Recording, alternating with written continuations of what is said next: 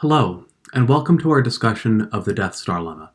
This technological terror will be a very useful tool for us as we prove some further results with complex integrals. We start with some hypotheses. Let D be an open subset of the complex plane, let A and Z0 be points in D, and let F be holomorphic on D except possibly at A. Now suppose that R and S are two positive numbers such that the closed ball centered at A of radius S is contained in the open ball centered at Z0 of radius R, and the closed ball centered at Z0 of radius R is contained in D. So we have a picture like this. We have points Z0 and A. We have a small closed ball of radius S centered at A, and that small closed ball is contained in the open ball centered at Z0 of radius R, which I've drawn as a blue curve, and the closed ball centered at Z0 of radius R is contained in the open set D. And maybe for the purposes of this picture, you can think of D as being the whole slide. If all of this is the case, then the integral of F over the circle centered at Z0 of radius R is equal to the integral of F over the circle centered at A of radius S. So what's happened here? I have the same integrand, F in both integrals, but I have two different curves. One of these is the larger curve centered at Z0 of radius R, and the other is the smaller curve centered at A of radius S. So you can think that I've taken my circle centered at Z0 of radius R, and I've translated it and I've squeezed it and squished it so that this big circle centered at Z0 of radius R is now moved onto the little circle centered at A of radius S. And in the process of this deformation, the integral stays the same. The integral is invariant. So the integral is quite a sturdy construct, and so it doesn't really matter which circle I'm integrating over here. So let's prove this. We are going to use the Cauchy integral theorem, and we're going to draw some very clever pictures and augment our circles here with a few extra curves, some of which will turn the whole picture into the Death Star for real. And we'll see how certain integrals are zero and other integrals are equal to each other. And at the end, we'll pop out this equality. So here are the curves we're going to draw. I start with my circle centered at Z0, and here's my smaller circle centered at A. And now I'm going to draw a curve gamma 1 from the edge of the big circle over to the edge of the little circle, and then a curve gamma 2 coming out of the other side of the little circle going over to the big circle, and that's basically my Death Star right here.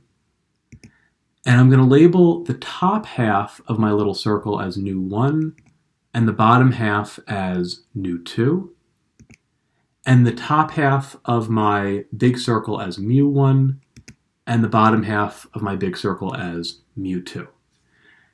Now I claim you can find formulas for all of these curves, gamma 1, gamma 2, nu1, nu2, mu1, mu2. And it's a worthwhile exercise in parametrizing curves, but for the purposes of this proof, we will not need any formula. The important thing to keep in mind, first of all, is this picture and where everything lives. And now we're going to start doing some integrals. So here's our picture for reference, fully labeled. Now look at the integral over the circle centered at Z0 of radius R. This is really the integral over mu1 composed with mu2, because of the orientation of mu1 and mu2, and they flow right into each other. Likewise, the integral over the circle centered at A of radius S is really the integral over nu1 composed with nu2.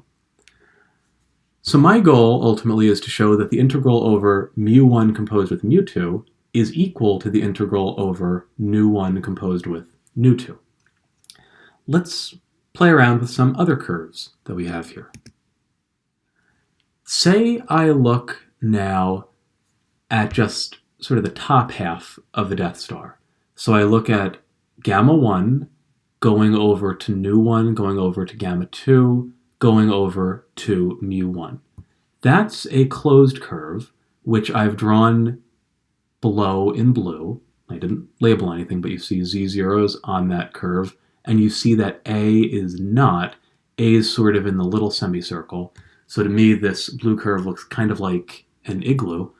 And I've stuck this blue curve inside a circle centered at z0 of radius r plus epsilon. Now, can I do that? Sure, I'll just draw a bit of a bigger circle around the blue curve. Remember some of my technical hypotheses from the beginning. That allows me to perturb off my original circle of radius r, now to a circle of radius r plus epsilon. And my claim is that this black circle, the slightly bigger black circle, still lies in D. Okay, so why is that helpful? So I have this black circle, this ball contained in D, centered at z0, and now I have this point A.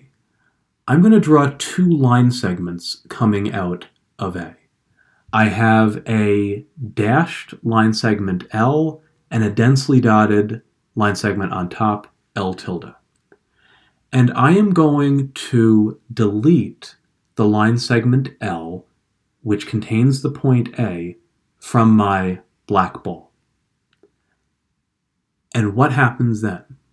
It turns out that if you delete just this line segment from the ball, the resulting slitted ball, the ball with the line segment L removed, is a star domain. And any point along L tilde, this densely dotted line, will turn out to be a star center for this slitted ball. So to convince yourself of that, hit pause for a moment, copy down these drawings, and show yourself that you can draw a line segment from any point on the densely dotted line L tilde to any other point in the slitted ball. And I claim you can. So what does this mean? On the other circle, my blue curve, that's the top half of the Death Star, that's the igloo, this blue curve is contained within a star domain, the slitted black ball.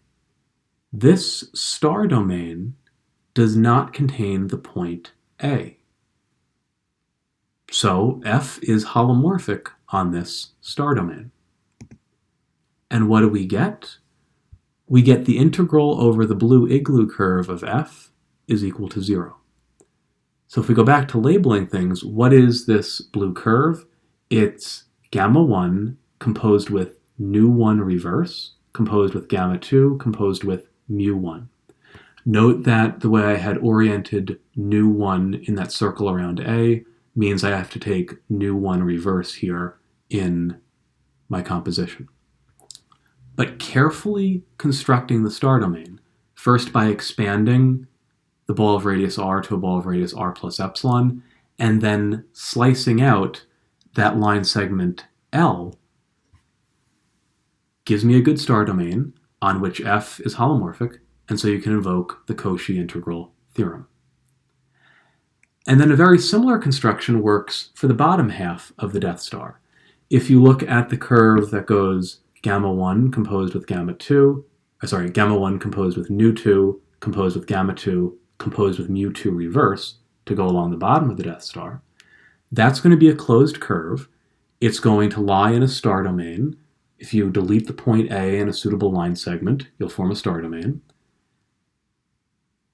F is holomorphic on that star domain, so the Cauchy integral theorem implies that the integral over gamma 1 composed with nu 2, composed with gamma 2, composed with mu 2 reverse, is equal to 0. So let's do some algebra. I know that the integral over gamma 1 composed with nu 1 reverse, composed with gamma 2, composed with mu 1 of F is equal to 0. And likewise, the integral over gamma 1 composed with nu 2, composed with gamma 2, composed with mu 2 reverse is equal to 0. So I'm not going to write the integrands f of z dz anymore. On the left, I have the integral over gamma 1 plus the integral over nu1 reverse plus the integral over gamma 2 plus the integral over mu1 is equal on the right to the integral over gamma 1 plus the integral over nu2 plus the integral over gamma 2 plus the integral over mu2 reverse. I have some identical terms on both sides, the integral over gamma 1 and the integral over gamma 2. Let's cancel them out. So I get the integral over nu1 plus the integral over mu1 equals the integral over nu2 plus the integral over mu2 reverse.